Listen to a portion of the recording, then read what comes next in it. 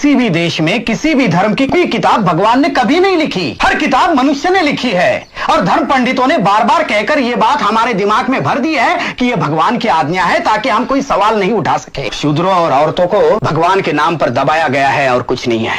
मैं आप ही से पूछता हूं कि यह कानून किसने बनाया है कि सिर्फ ब्राह्मणों को पढ़ने का अधिकार है और शूद्रों को नहीं है? उनका समाज हम पर कीचड़ी उछाल सकता है और कर ही क्या सकता है। उन्होंने मुझसे कहा था कि तुम शूद्र हो और शूद्रों को अधिकार नहीं कि ब्राह्मणों के कंधे से कंधा मिलाकर चले। हुकूमत और तालीम की वजह से उभरने वाले नए बुर्जुआई तबके में ज्यादातर ऊंची जात के हिंदू ही थे, जिन्होंने दलितों पर, जो ज्यादातर खेतीहर मजदूर थे, अपने अत्याचार जारी रखे। पुराने अंधविश्वास और कुसंस्कार, जिनकी बुराइयां सब जानते थे, जानबूझकर कायम रखे गए। दलितों, हरिजनों और पिछड़ी जातियों में ज्ञान और शिक्षा के फैलाव पर रोक थी। उन्हें गांव और नगर के समाज से परे रखकर उन पर तरह तरह के अत्याचार किए गए। ब्रिटिश राज और पश्चिमी उदार मतों और बुद्धिवादी विचारों के फैलाव ने जाति प्रथा के सामने नए सवाल पैदा कर दिए थे। इसका नतीजा ये हुआ कि सुधार का आंदोलन जोर पकड़ने लगा। इस आंदोलन की नींव डालने वालों में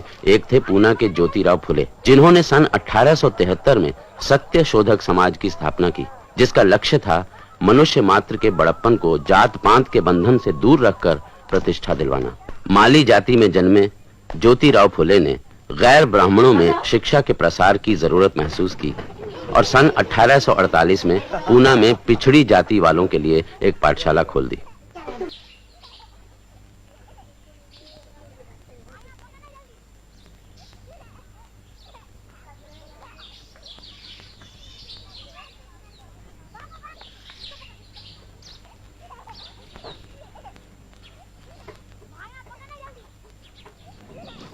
समय हो गया।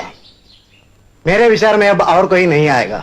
दोस्तों, बच्चों, इस पाठशाला का औपचारिक उद्घाटन करने से पहले मैं हम लोगों की तरफ से उन सभी का आभार मानता हूँ जिन्होंने हमारे लक्ष्य को पूरा करने की दिशा में हमारी सहायता की है। सबसे पहले मैं श्रीयुत भिड़े साहब का आभारी हूँ जिन्होंने हमें इस कोठरी में पाठशाला चलाने की अनुमति दी। मैं उन मिशनरी अध्यापकों का भी आभारी हूँ जिन्होंने हमें तरह तरह से प्रेरणा दी है। और सबसे अंत में मैं अपने ब्राह्मण मित्रों को धन्यवाद देता हूँ जो सनातनी ब्राह्मणों के दबाव में रहते हुए भी हमारे साथ रहे हैं और हमारे उद्देश्य को पूरा करने में मदद दे रहे हैं। अब मैं इस पाठशाला की प्रेरक शक्ति श्रीयुत ज्योतिराव फुले से प्रार्थना करता हूँ कि वे पाठशाला का उद्घाटन करें। आज का दिन बहुत भाग्यशाली दिन है। कुछ बरसों पहले मैं अपने एक ब्राह्मण मित्र की शादी की बारात में शामिल हुआ था। मित्र के रिश्तेदारों ने मुझे देखा और चले जाने को कहकर मेरा अपमान किया था। उन्होंने मुझसे कहा था कि तुम शूद्र हो और शूद्रों को अधिकार नहीं कि ब्राह्मणों के कंधे से कंधा मिलाकर चले।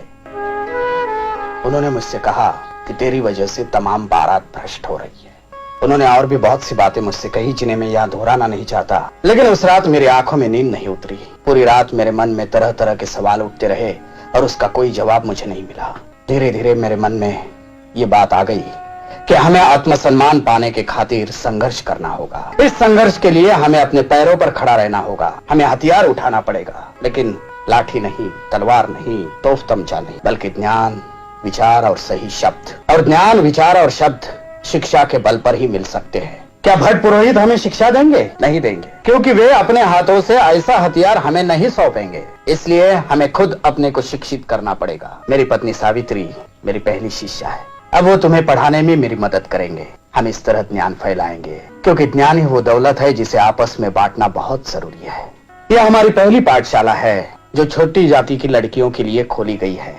यहाँ लड़कों का हम स्वागत करेंगे, लेकिन हमारा विश्वास है कि लड़कियां ही आगे चलकर हमारी भावी पीढ़ी को आकार देगी। विरोध तो इस काम का होगा ही, लेकिन हमें साहस के साथ काम को आगे बढ़ाना है, क्योंकि हम सही रास्ते पर चल रहे हैं। मैं शुभकामना व्यक्त करता हूँ कि आप लोग शिक्षा पाने में सफल हो।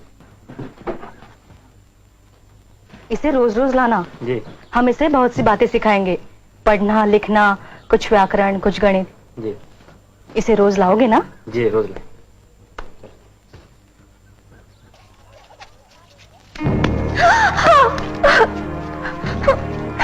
धर्म भ्रष्ट करने वालों का ऐसा ही होता है। तू हिम्मत रखो सावित्री, ये तो शुरुआत है।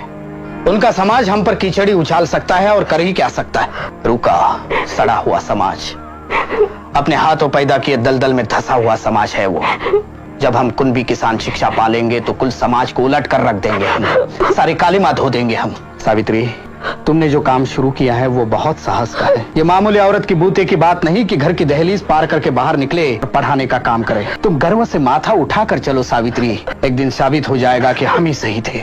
क्या हुआ ज्योति? क्या हुआ बहू को? नहीं, कुछ नहीं बाबा। तो फिर रो क्यों रही है? साड़ी पर ये गोबर और कीचड़, क्या बात है? वो पाठशाला से लौट रही थी, तब कुछ लड़कों ने उस पर कीचड़ और गोबर फेंका। तो क्या फूल बरसाते? ज्योति, मैंने तुम्हें 20 बार समझाया है कि धर्म कर्म का मामला है, तुम बेकार टांग मत अड़ाओ। शूद्रों को और औरतों को पढ़ने लिखने का अधिकार नहीं है, लेकिन तुम मानते ही नहीं। वो पाठशाला खोलकर तुमने पूना के हर ब्राह्मण को अपना दुश्मन बना लिया है। हर ब्राह्मण नहीं बाबा, कुछ समझदार ब्राह्मण हमारे साथ भी हैं। तुम्हें पढ़ने के लिए स्कूल भेजा, वही मैंने गलती की। उन पादरी मास्टरों ने तुम्हारा दिमाग खराब करके रख दिया है। उसी वक्त मैं अपने समाज के लोगों की बात मान लेता तो आज ये दिन देखना ना पड़ता। अरे तुम्हें करना हो तो करो, जिद्दी आदमी ठहरे, लेकिन मेरी बहू को उसमें क्यों घसीटते हो?